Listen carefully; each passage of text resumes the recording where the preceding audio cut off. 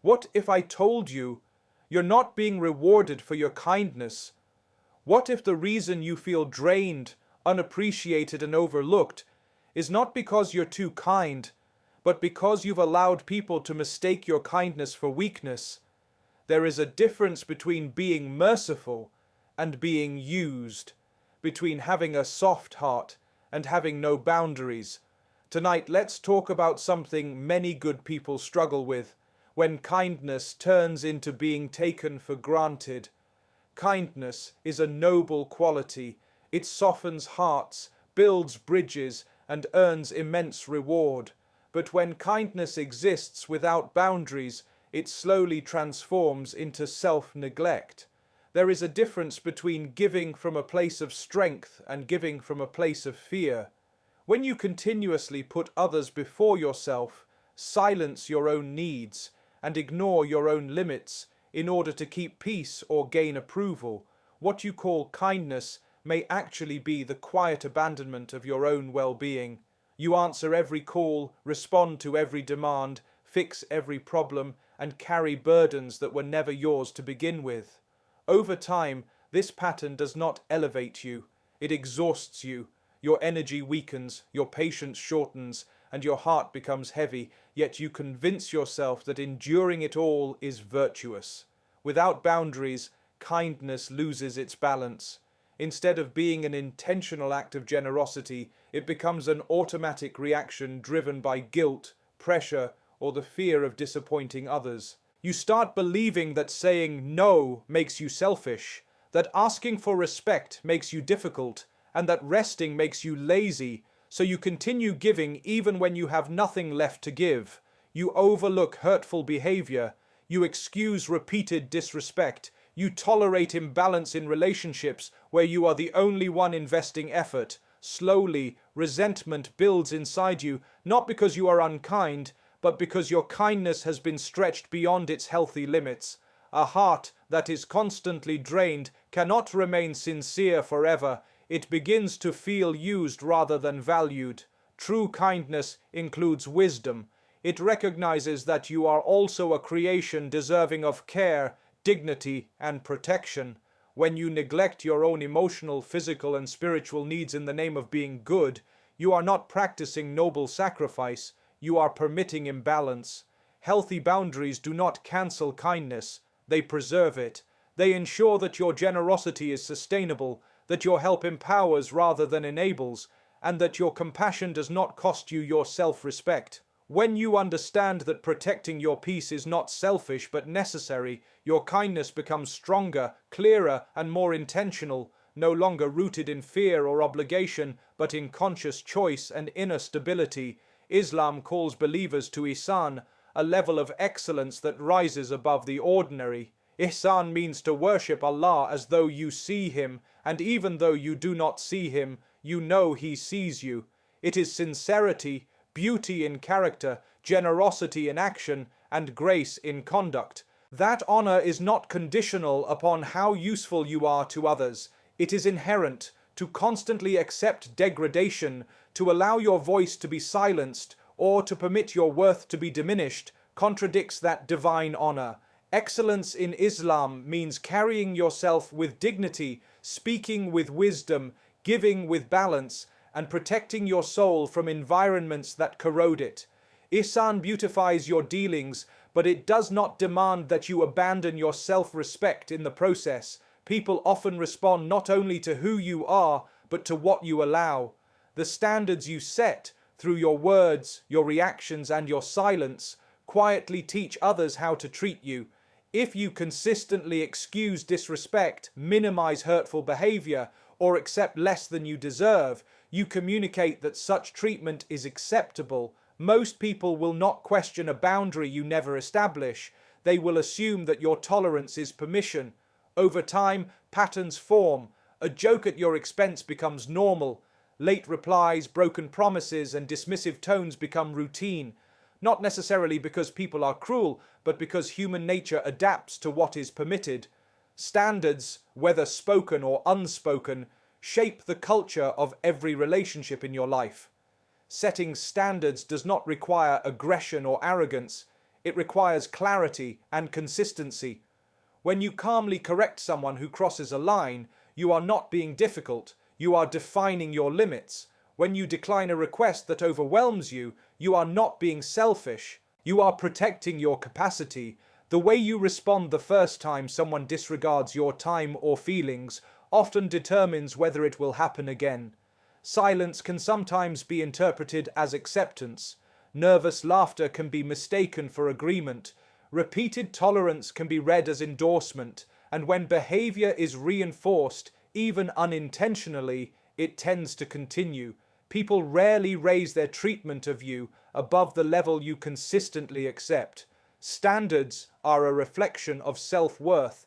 When you value your time, others learn not to waste it.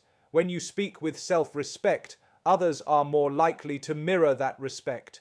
When you refuse to participate in gossip, manipulation, or emotional games, you create an environment where such behavior cannot thrive around you. This does not guarantee that everyone will treat you perfectly, but it significantly influences how far they will go. Those who genuinely care will adjust. Those who resist your boundaries often benefited from their absence. By setting clear expectations, you are not controlling others. You are choosing what access they have to you and under what conditions. In doing so, you cultivate relationships built on mutual regard rather than silent endurance. Many people carry a quiet guilt when they say no. Their hearts race, their thoughts overanalyze, and they wonder if they have disappointed someone or fallen short in kindness.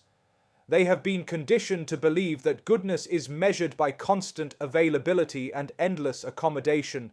But saying no is not a sin. A thoughtful no today can preserve your ability to give a wholehearted yes tomorrow. It allows your kindness to remain intentional rather than obligatory. It ensures that when you do help, you do so with presence and sincerity, not exhaustion and silent frustration. Saying no is not a rejection of goodness. It is a commitment to sustainable goodness grounded in awareness and self-respect. There is a subtle but powerful difference between helping someone and enabling them. On the surface, both may look the same. You offer support, you step in during difficulty, you provide comfort or resources when someone struggles.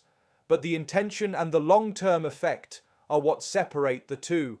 Helping is meant to uplift, to empower, and to guide a person toward growth and responsibility.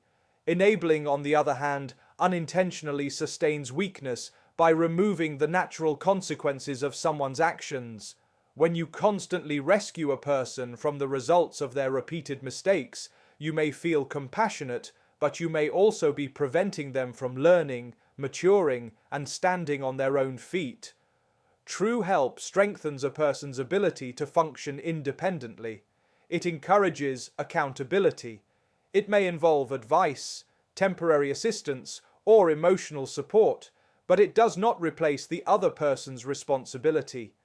Enabling often comes from a place of discomfort. You may struggle to see someone fail, suffer, or face hardship, so you step in every time. You pay their debts repeatedly without addressing their spending habits. You defend their poor behavior instead of confronting it. You complete tasks they neglect rather than allowing them to experience the impact of their inaction. While it feels generous in the moment, it can slowly create dependency. The person being enabled may stop striving because they subconsciously rely on your intervention.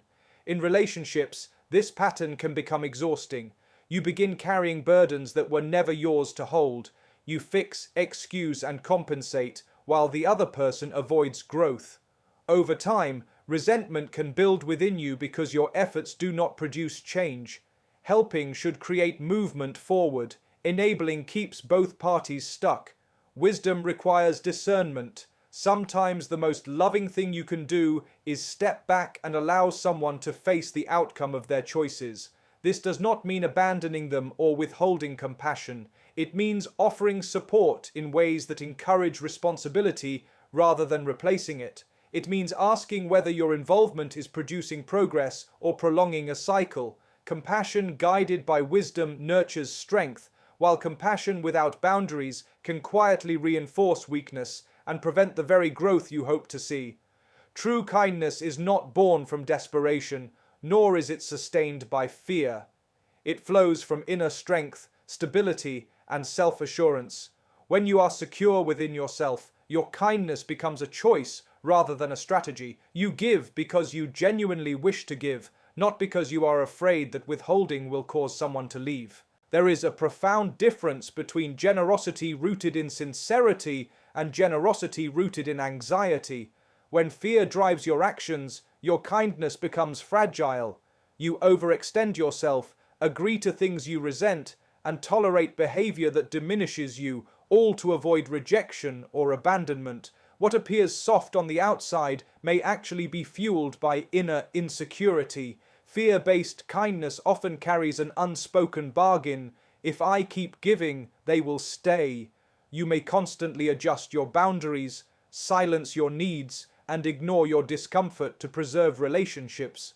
But this type of giving is not peaceful. It is tense. It is watchful. It is constantly calculating whether you have done enough to remain valued.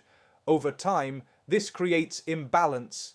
The other person may grow accustomed to receiving without reciprocating, while you quietly drain yourself trying to maintain connection. When kindness is motivated by the fear of losing people, it loses its purity. It becomes entangled with expectation, and expectation breeds disappointment. Strength-based kindness looks different. It is calm and steady. It does not panic at the thought of someone walking away. It understands that relationships built on authenticity are healthier than those maintained by self-sacrifice. When you are strong within, you can say no without guilt and yes without resentment. You can give freely because you know your worth does not decrease if someone fails to appreciate you. You do not cling to people who only value your usefulness. Instead, you trust that what is meant for you will remain without you having to diminish yourself to keep it. This kind of kindness does not chase approval, it reflects confidence. It allows you to be compassionate while still honoring your dignity, to forgive while still upholding standards, and to love others without abandoning yourself in the process. In conclusion, kindness is one of the most beautiful qualities a person can carry, but it must be guided by wisdom, balance, and self-respect. You are not created to live exhausted, overlooked, and silently resentful in the name of being good. Islam calls you to excellence, not erasure, to compassion, not self-neglect, to patience, not humiliation. When you understand your worth, you begin to set standards. When you set standards, you teach people how to treat you. When you protect your boundaries, your kindness becomes sustainable, sincere, and strong. Remember, saying no does not reduce your reward. Protecting your peace does not cancel your generosity. Stepping back from enabling behavior does not make you heartless. In fact, sometimes the most loving thing you can do, for yourself and for others, is to allow responsibility, growth, and accountability to take place. Real kindness is not about being endlessly available. It is about being intentionally present. It is not about fearing the loss of people. It is about trusting that what is built on respect will remain. Carry a soft heart, but stand with a firm spine. Give, but do not give away your dignity. Forgive, but do not accept repeated harm. Help, but do not carry what is not yours. And above all, remember that your value does not come from how much you are used, but from the honor Allah has already placed within you. When your kindness flows from strength rather than fear, it becomes an act of worship, a reflection of balance, and a source of peace rather than pain.